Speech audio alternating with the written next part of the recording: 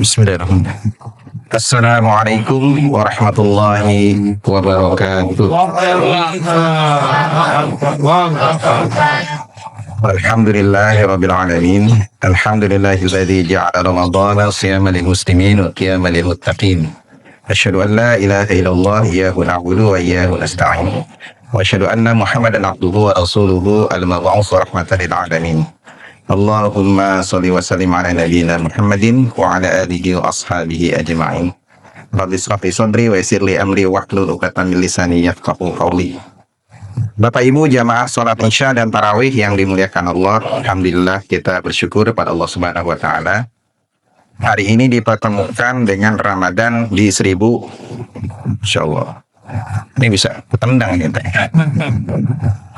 Hari ini kita dipertemukan di Ramadan 1447 Hijriah.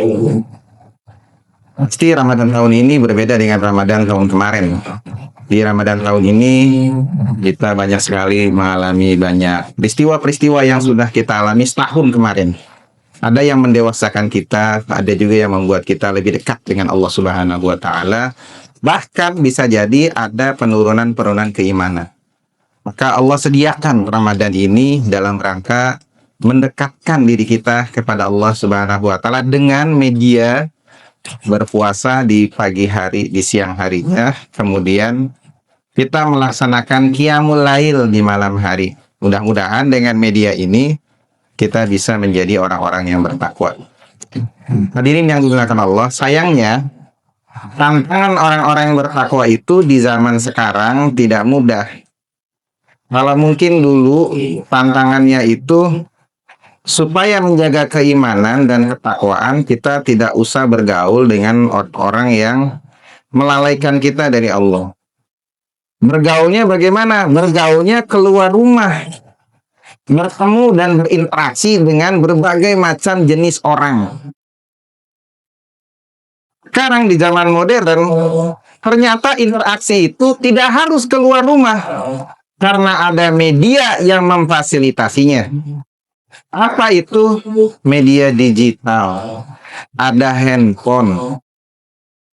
Disitulah kita bisa berinteraksi, bukan hanya di ruang-ruang terbatas, bahkan di ruang yang tidak terbatas.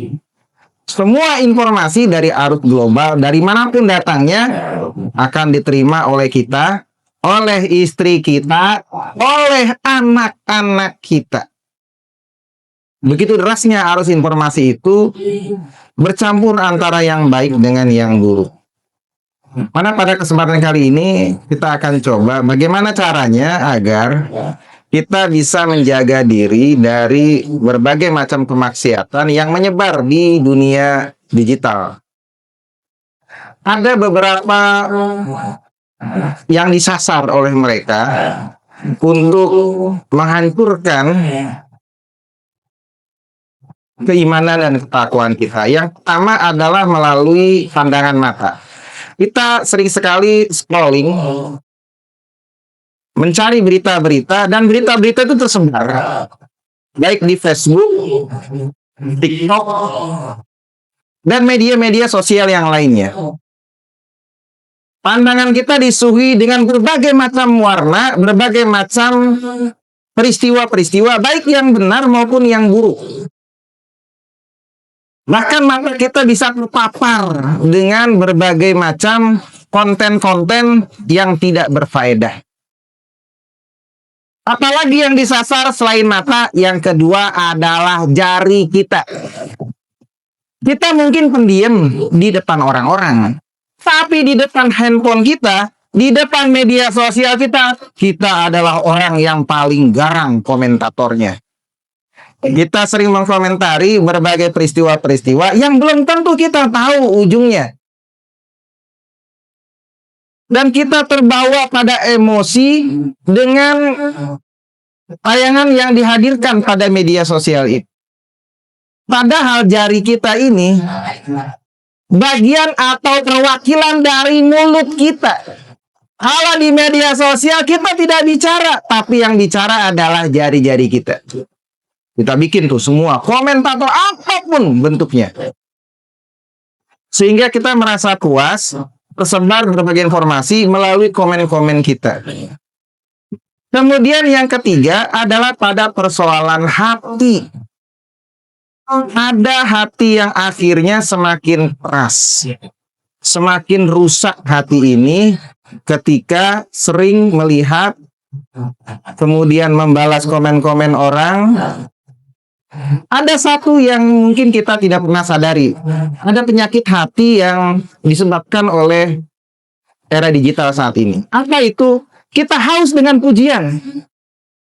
Berapa orang yang like kita ketika kita memposting sesuatu?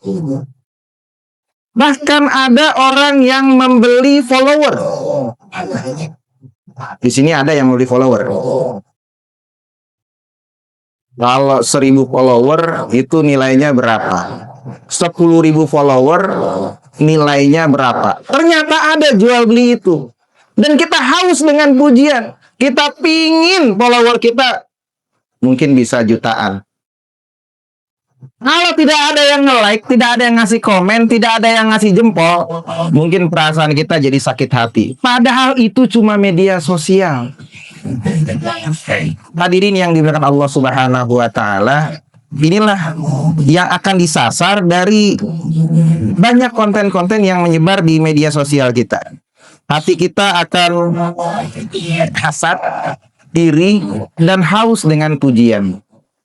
Apa yang harus kita lakukan? Menyangkut pada persoalan ini, Allah Subhanahu wa taala sudah memberikan klaim atau memberikan batas-batas agar kita bisa menjaga diri dari berbagai kerusakan-kerusakan yang ditimbulkan di era saat ini. Apa yang pertama? Yang pertama adalah selalu menyaring informasi agar tidak timbul fitnah.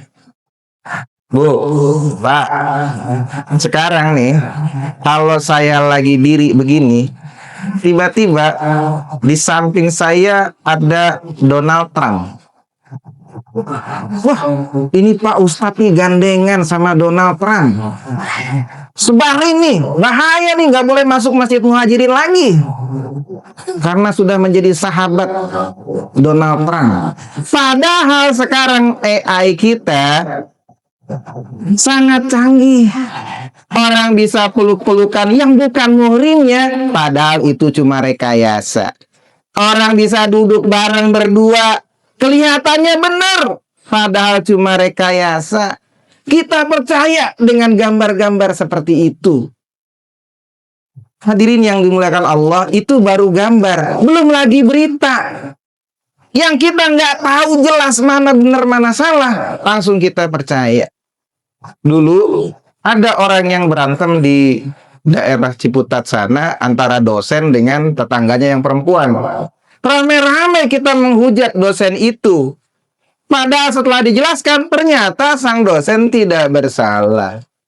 Malu juga yang sudah komentar. Sekarang ada anak yang disiksa sama ibu tirinya. Halo Kak, udah komentar belum? Udah.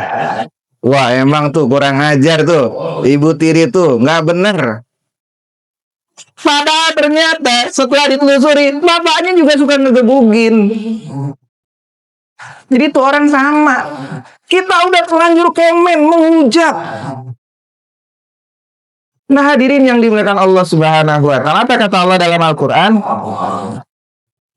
Ya ayyuhalladzina amanu in ja'akum fasikum binaba'in fatabayyanu an tusibu qauman bijahalatin fatusbihu ala ma fa'altum nadimin. Di surat Al-Hujurat ayat yang ke-6, Allah berfirman, wahai orang-orang yang beriman, jika seorang fasik datang padamu membawa berita penting, maka telitilah kebenarannya, agar kamu tidak mencelakakan suatu kaum karena ketidaktahuanmu, yang berakibat kamu menyesali perbuatanmu itu. Jadi jangan sampai kita mengambil kesimpulan sebelum ada analisa. Kebiasaan kita itu ketika mendapatkan informasi langsung disebar. Ini ada undang-undang ITE Bapak Ibu. sekarang ini penyebaran informasi yang tidak berdasar, yang nyebarin juga kena. Maka berhati-hatilah ketika kita tidak tahu betul. Sebelum kita bisa menganalisa, sebelum kita tidak mengecek, kita menyebarkan lebih dahulu, maka akibatnya bermasalah buat diri kita. Itu di dunia kena undang-undang ITE, apalagi nanti di akhirat. Ada pertanggungjawaban, inna sam'a wal basara wal fu'ad kullu ulaika kana anhu mas'ula. Sesungguhnya pendengaran, penglihatan, dan keberpihakan hati semuanya akan diminta pertanggungjawaban oleh Allah Subhanahu wa taala. Jadi, ketika kita asal nge-share, asal komen, asal mengiyakan, maka pertanggungjawaban di hadapan Allah jauh lebih berat dibanding pertanggungjawaban ketika berhadapan dengan hukum di syara. Hadirin yang dimuliakan Allah, apa lagi yang kedua yang menjadi solusi? Yang kedua adalah selalu merasa kita ini diawasi oleh Allah Subhanahu wa taala. Di samping kiri kita dan samping kanan kita ada malaikat Raqib dan Atid yang akan mencatat semua kebaikan dan keburukan kita. Jadi ketika mau menindak atau melakukan satu tindakan, berpikirlah terlebih dahulu, karena akibatnya akan terasa nanti. Bapak, Ibu, nanti setelah kita dikubur nih, mungkin kuburan kita itu luasnya cuman 1 kali 2 meter. Cuman segitu luasnya. Kecil. Tapi jejak digital kita luas. Akan terbaca walaupun kita sudah nggak ada. Dulu pernah ngapain? Pernah nge-share apa? Pernah menjadi konten apa? Akan terus menjadi jejak. Walaupun kita cuma sebentar hidupnya. Nah, hadirin yang dimuliakan Allah Subhanahu wa taala, maka berhati-hatilah bahwa kita akan selalu diawasi oleh Allah Subhanahu wa taala dan kita akan meninggalkan jejak nantinya. Dalam Al-Qur'an disebutkan, wallahu ya'lamu ma tusirruna wa ma tu'linun.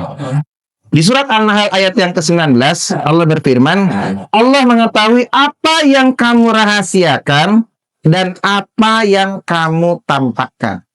Jadi, apapun yang kita sembunyikan akan terbuka nantinya. Yang kita tutupi akan kelihatan. Berhati-hatilah ketika kita memiliki sesuatu yang pernah salah. Tidak ada salahnya kita meminta maaf daripada kita menutupi dengan komentar-komentar yang justru menambah kesalahan-kesalahan kita. Allah tahu kalau kita salah. Kita pernah komen yang ini, kita pernah posting yang itu, dan itu semua tidak berdasar.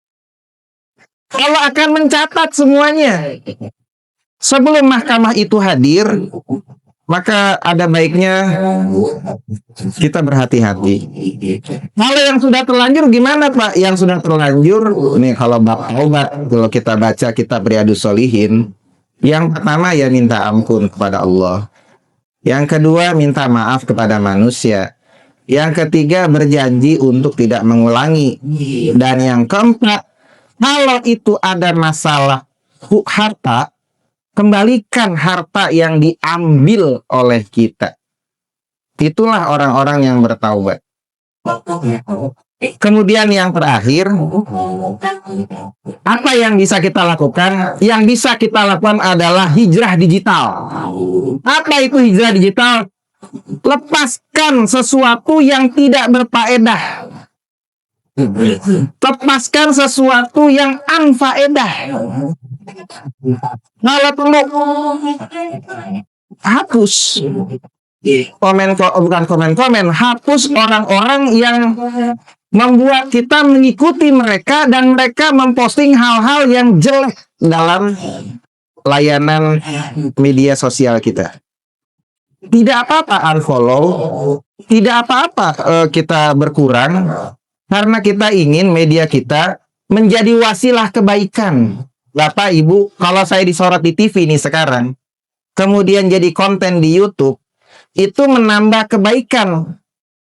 Tapi ya kalau yang ditonton di YouTube itu bukan hal-hal yang menambah kebaikan, justru sebaliknya, maka kita harus berani berhijrah. Jangan diikuti tayangan-tayangan yang menjadikan kita jauh dari Allah Subhanahu wa Ta'ala. Pak, nanti gimana kalau orang nanti nggak teman sama kita? Nggak apa-apa.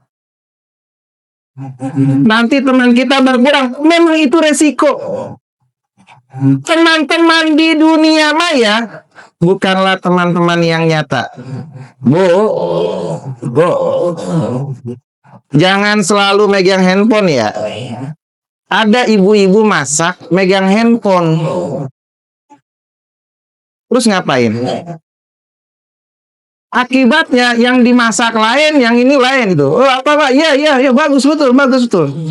Meledak itu kompor. Kadang-kadang orang keterlaluan, apa aja serba di konten. Lagi makan bakso. Hai guys, bakso guys.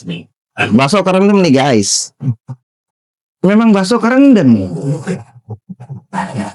Nggak harus selalu dikontenkan. Karena itu tidak menarik dan tidak menambah pengetahuan. Kecuali ada hal-hal yang memang bermanfaat buat kita. Besok nih di tanggal 3 Maret akan ada gerhana bulan. Kita tahu dari mana? Mungkin ada sebagian yang tahu dari media sosial. Oh, nanti di tanggal 3 akan ada gerhana bulan. Gerhana bulan tuh kelihatan jelas, Pak.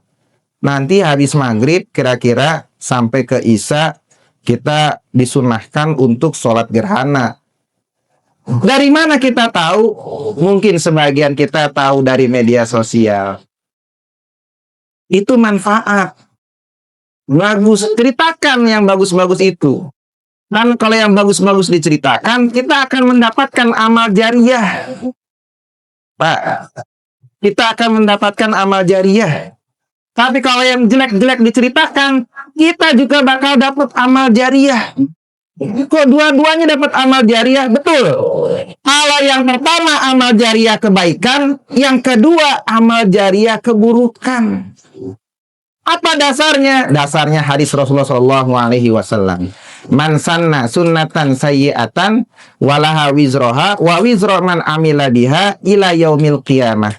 Barang siapa yang mensponsori, mendukung, melakukan kejelekan, maka baginya dosa dan dosa orang-orang yang mengikutinya sampai hari kiamat.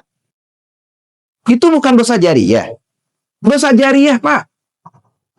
Itu dosa jariah. Walaupun kita sudah tidak ada, tapi apa yang kita ceritakan dan itu jelek, kemudian jadi pedoman orang lain menceritakan kepada orang lain lagi, maka dosanya akan terus nyambung.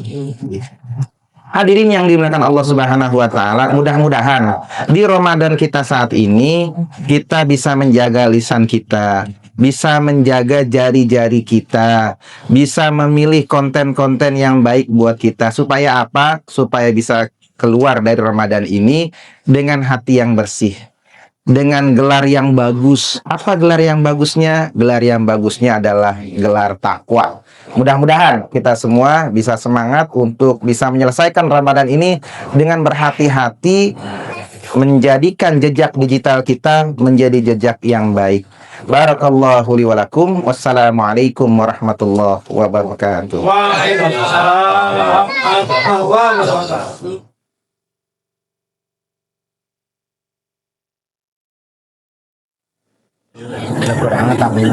Oh ya, siap.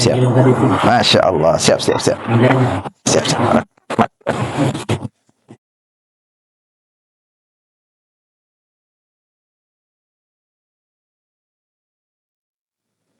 Long lagi.